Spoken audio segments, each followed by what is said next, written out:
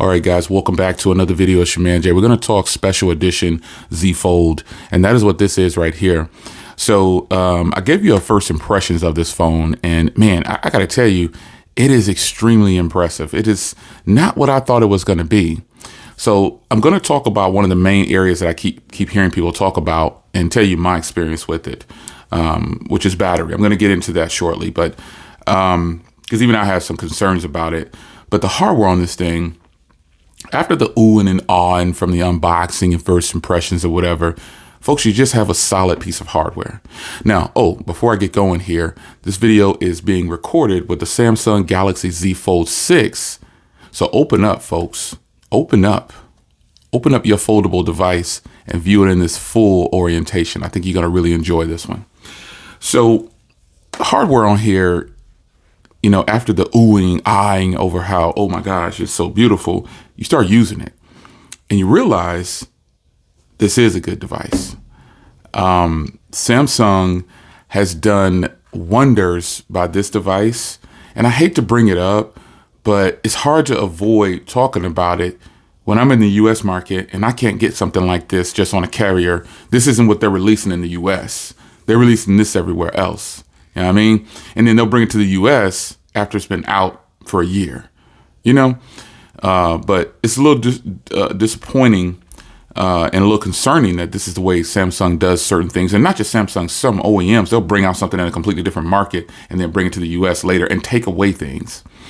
But this hardware, folks, I think this front of this is not too narrow. It's perfect, man. I mean, this is just a good size screen for regular use. Because if you don't want to open it up, you don't have to. Yeah, you don't have to open this up. And it's just great, man. It's a beautiful front screen, and it feels like a regular slab phone. Let me grab my OnePlus. It's in my pocket, I think. And I want to show you. Some of you guys were asking about different phone screens. What is it next to the Ultra? All these different things here. But a regular phone screen size, this isn't even that wide, but this is just narrow enough to where it's really comfortable. This is the OnePlus 13, and this is just a good footprint, man. This is the right footprint for a foldable. 6.3 to no more than 6.6 on the front screen, and you can have a beautiful interior screen. The overall hardware, the way this is put together and the design, it's great. It's really nice. Now, I do have something about the hardware that I dislike, so I'm going to probably go back and forth for a second here. But overall, folks, this is an amazing piece of hardware. Now, what don't I like about this hardware? This camera module. I'm sure they have reasoning for switching from the individual circles for the camera module and going with this big block right here, probably to match the more boxy, it appears, design, or just, I don't know. But I'm not a fan of the way it looks, but it performs just fine. There's nothing wrong with the way it performs. I'm totally happy with the quality from those cameras. So opening up the phone here, you get a 8-inch display basically. So what can you do with that? Lots of texts and emails. I mean, in abundance, texts and emails. It's just a thing. Like there's no reason not to do your emails and your texts in this format. There's no reason to. If you have a folding device, you're missing out by staying on the front screen and emailing and texting from this area right here. I'm going to load up both screens and show you what I'm talking about. When you're sending an email, if you're in a hurry, okay, fine. It's cool to do it like this because you can do something else with your other hand and you can use the swiping gesture on this screen right here. This is like a regular slab phone. This is fire right here. Again, I'll use the OnePlus. It just happens to be the phone that I have right here. So I'll go ahead and pop open an email. And you can see, there we go. This is just wide enough, and you can see the difference in the keyboard size. So this is good enough for two-hand and one-hand. And I think a person with a smaller hand might say this is ginormous. I see a lot of people saying it all the time. Like, hey, man, the this phone is big, or I would get it. But to me, I feel like if you have a folding phone, you just get so much more by using it in this orientation. Now, I use it with the full keyboard. Sometimes I'll do the split, depending on how I'm feeling, because this is like supposed to be like an ergonomic keyboard or whatever. But most times I'll have it like this. And you can even do the little floating keyboard right here. But it just depends on how you want to use this thing. But either way, this is the way it should be done. Like with a folding phone, like this big canvas. I just feel like this is hot. I don't know too many people that use it like this. I don't know anybody that uses this full screen with a floating keyboard. I've never seen that before. I'm sure there's somebody who does, but I don't know of anybody. So take advantage of this canvas. And I could just jump straight to it and say, hey, okay, look, you need to watch videos. We're all going to watch media consumption. You're going to watch videos on here. It's inevitable. But I think where Samsung is getting it right is they overload their software with every piece of tech. Anything you could think of is probably in the Samsung software suite. There is a whole bunch. Even if you don't use it, it's there. So take advantage of this full screen. Yes, media consumption is going to look incredible. That is just what it is. It's going to look great. But I think more importantly, taking advantage and using the canvas. Like multitasking is something that most people are probably going to do. Let me load up. Let me clear some things. Hold on to me. Okay. I've got a web browser, my Bible app, YouTube video, and notes open at the bottom. Multitasking on these things, you have to kind of take advantage of the multitasking. I don't know anybody that would load it up like this, but I'm sure there's people that would do it. They would load it up, you know what I'm saying? And they would somebody has a workflow where this is going to be their only device, and they're going to load it up like this. But you can tap at the top here and see what you can do with things. You can tap in this center one right here and make this a favorite. It'll always bring up these 3 items right there, as you can see. I'll close this out. So you tap in the little icon there, and you can make it a favorite. You can see how it's going to be, what you want to do. And each one has their own little blue label. So yeah, you can switch it like that. And it's just, it's a good look. I feel like multitasking on here is something that a lot of people don't do a lot of. But these devices should be used for this. They should be used for this. And it's just such a beautiful thing to have a tablet in your pocket. Because if a person is getting this device, they're getting it because they want a tablet in their pocket. They want to be able to pop it open and get the biggest screen they could get at any given time. So staying right here for a second, media consumption is nice on here, man. Speakers, these are some of the loudest speakers. These are the loudest speakers of all the foldables I have in here. To be able to drive a car that looks, okay, now coming from a person who owns Teslas, now you think about how much you guys hate Teslas. Some people just hate Teslas.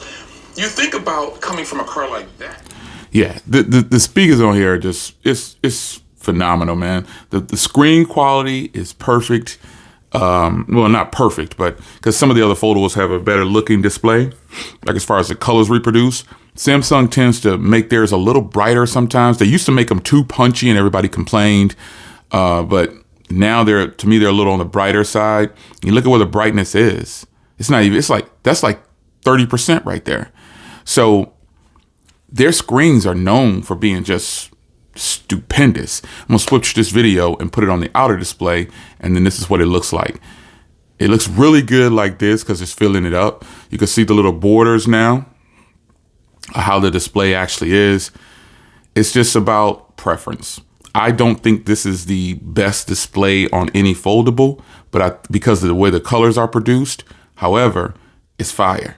It's a package. So if you buy this, you're going to get a great set of screens, front and rear. Yeah, I think it's nice. So let's talk about, because performance on this Snapdragon 8 Gen 3 is what's inside here. It's good, man. You're not going to have any problems with this I don't think you should have any problems. I mean, anything can fail or whatever, but I don't think you're going to have any problems with just hiccups, things crashing, at least not right away, because I haven't had any in the last 72 hours. And this thing has been absolutely off the charts in an area that I thought it would fail. I've charged this twice in 3 days, I think, almost 3 days, and took it off the charger like in the second day. I took it off the charger in the second day. So we're going on day 4, but you know, the battery I thought would fail, but to me, how can companies, they do a great job. Companies do a good job at optimizing battery. They'll keep the batteries the same on phones. Be quiet, it's other phone people. They'll keep the battery the same on phones, and then they'll optimize the crap out the software. Case in point, the 16 Pro Max. I mean, the way Apple does their optimizations on their phones, it's just good. They do a good job on it. And not just them, other companies do a great job on optimizing the battery on their phones when they bring out and use the same size battery. Because I saw a lot of comments saying, "Oh, lame, 4,400 milliamp hour battery, that's lame." I mean, the battery is still learning my behavior, but I just really feel like this might end up being good battery. I think it might end up being good battery. I don't know. Oh yeah, here we go. Stop charging 2 days and 20 hours ago. So I charged it to 100% in that initial day. And then I think I was banging on it real hard and I ended up charging it that day. Now the phone sat idle for a little bit because I'm rotating between all these devices. But what surprised me is the standby time on here. It's actually pretty good. And then on that first day, it took a huge hit because I was setting it, I was on it, I was really into it. And then I switched between 2 other devices. But I think this battery life, in the end, for a daily driver type person, you should be able to make it through at least 24 hours into the second day. Yeah. So my first day doesn't count as a 24 hours. My first day counts as just me hammering on it, playing with it, getting used to it. And then I charge at the end of that day, I believe. And then that's why you see the 2 days there. So given the fact that it's been almost 3 days and I'm at 73%, the standby time on here is way better than I thought it was going to be. Now, granted, once I get in and put my main SIM card in here and use it for a week straight, more than likely, that'll decrease to easily 1 day. That's why I say you should make it through at least 1 day. And we charge our phones every day pretty much. Like for my OnePlus and my iPhone, they've become like my main 2. And then I got the Apple Find N, so I've been using the Apple Find N as my regular. And the charging thing, just now, like when I get in the car or something like that, I'll end up just sitting and I'm sitting it on the wireless charger. So we charge our phones every day, probably. You should, you know, why not? I don't think a lot of consumers do battery drain tests. But I think if you're a person who's going to use this regularly, you should for sure be able to make it through one full solid 24 hours. But will you even know that if you put it on the charger? You see what I'm saying? So yeah, it has a 4,400 milliamp hour battery. It's a little disheartening and a little disappointing that they keep doing this, but this is the better of the two. This phone is better than the Z Fold 6. It has a fast charger in the box and has a bigger screen, has a bigger outer display. The battery life is on par or maybe a little better than the Z Fold 6. Or let's just my Z Fold 6 battery, I'm recording with Z Fold 6. This Z Fold 6 lasts me about 36 hours. And then it'll start to make it to like 20 to 15%. And then you put it on a charger if you wait that long. But having this device since it launched, I just put it on the charger on day 2. You know what I'm saying? I just put it on the charger on day 2 and then I'm off and everything's good. So if you have a situation where you know you only have, and a lot of people only have, I think by today's standards though, a lot of people don't have just one phone. They have 2, 3. You know what I'm saying? So I say, put it on the charger on the second day. even if it does not need to charge. And you'll always have a fresh battery. Yeah, because if you're on your phones, if this is your work device, make sure you always keep it charged up. Like, and you're in the car going about from job to job, or, like if this is your business device, because this is definitely suited for a person for business, documents, all these type of things. It's definitely suited for you. You can find these right here for $1 online everywhere. Some people were talking about the pen support. Well, all phones can use this right here. It's for touchscreens. It's for capacitive. And so you can find these for like $1 online. And I suggest you highly do so. But if this is your work phone, now I brought that out because I was speaking of work, people using it for their work device. If this is your work device, put it on the charger, folks, at any given time. Like if you feel like you're going to be, especially when you're in the car, put it on the charger. If you're a person who drives from job to job, just put it on the charger, man. You don't consume, I don't know, like I said, I don't know of any consumers that do battery drain tests. They just need their phone to always be working. And I thought I was going to get into this thinking, oh, this phone's going to be dead after it sits for 24 hours, because I've had that happen with other phones, or they're down to like 15% or something like that, and it's just sitting there. I don't think that's going to be the case with this device. I think this is going to be a much better experience than what I was hearing, and what I had people just throw it out there. It's going to be trash. Always remember that battery life depends on the user. I'm a heavy phone call person and text message and emails. I do social media, but not like some other people. I've seen people say that they're on social media for hours at a time. I'm like, how? Like, what are you doing? And I understand people like watch video clips and stuff like that, but take a break. Go watch TV. Go do something other than being on social media. Not to control you, but just you want to have a life. You want to be out there enjoying real people. Yeah. And so I'm following up here, man, because the price of this thing, people probably won't like it if you live in the US or anywhere across the world. It's expensive. It's expensive. And I'm not going to front and tell you that it's not. It's expensive. Anything that's over, okay, now the real world, anything that's over $400 for me, it's expensive. Like phones and stuff like this. Now, I shouldn't say anything, but phones are one of the worst assets that you can try to invest in, unless it's your work phone and you're investing in yourself by using this. And there's how many people use an iPhone for work? Like they own their own company, and this is their work phone. You know what I mean? So they're getting that phone is paid for already after probably a week or a day with them, depending on what their job is. So the price, I'll have a link in the description for you to check out. And also the Apple Find N giveaway is still going on. Folks, get in on this giveaway. Sponsored by TechAdayGiveaway.com. Get in on this giveaway, folks. A link to buy this is down there as well, right under the giveaway link. Check it out. You know what I'm saying? The price is expensive, but if you're investing in yourself, if you're a YouTube content creator, I could highly recommend this to you, because you can edit, shoot everything right on the phone. And when I say shoot, you can shoot.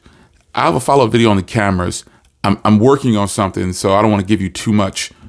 I don't want to overload you with too many different things, but with the phone. But I'm gonna show you the cameras on here and test it coming up. But I'm juggling. Somebody asked me, how are you juggling all these phones? Well, I have to rotate every 24 hours. I'm using a different phone, except for my main two phones. My main two phones are normally, and only reason my main two phones, one of them is an iPhone all the time, is because I can't pop the SIM cards in out quickly. But my main phone lately has been this beautiful misty white, just stupid good. And I've rotated obviously back between the OnePlus or whatever, but this is primary SIM game right here. This thing is ridiculous, man. And it is so good. And I will be following up on that as well with a 72 hours, because I'm rotating between all of these phones. And that's how I do. I have to juggle. Then that's just review phase. After the review phase, folks, I'm locked in on certain phones, and I just stay with them until I feel like I want to use something else, or I go longer. I'll go like 10 days using the same phone. But in the review phase, I'm rotating. I have to rotate in and out like every 24 hours or every 36 hours just to be sure. And it was time to circle back around to this, man. because folks, this phone is good. Unfortunately, it's not like readily available on carriers or anything like that, or in the U.S. market. You have to import it. And, I just think that if you're into foldables, and you're into Samsung and you're in the U.S. market, if you get this, you're going to say, man, it's a little bit better than what I thought it was going to be. I would think that you would.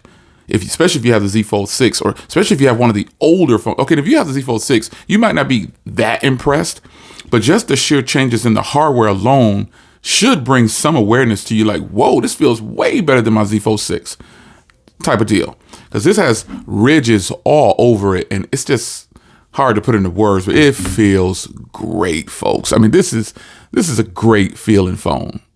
It's really good. So it's your man Jay, 72 hours with this thing, on and off playing with it, using it like I would do every other device. It's really that good, folks. I'll see you guys in the next video. I hope you guys enjoyed the 72-hour follow-up. Stay locked. Lots of things going on. When one of these brand new ship to your door, folks, get in on this. Don't give that dollar to McDonald's or Wendy's or whoever you eat junk food with, or don't put it in the vending machine. And if you got to do laundry, I get it. If you're still one of those people that have to go out and do laundry and you don't have, laundry at your house or whatever, you got to go to the laundromat. Okay, you need those quarters. But just take one of those dollars, enter the giveaway. You can win this phone right here. Not this one. This is mine. But you can win one of these right here. It's your man Jay. Hope you guys enjoyed. Shout out to TechADayGiveaway.com for sponsoring, man. I appreciate the love. And hit that link in the description, man. I'll see you in the next one. Take care.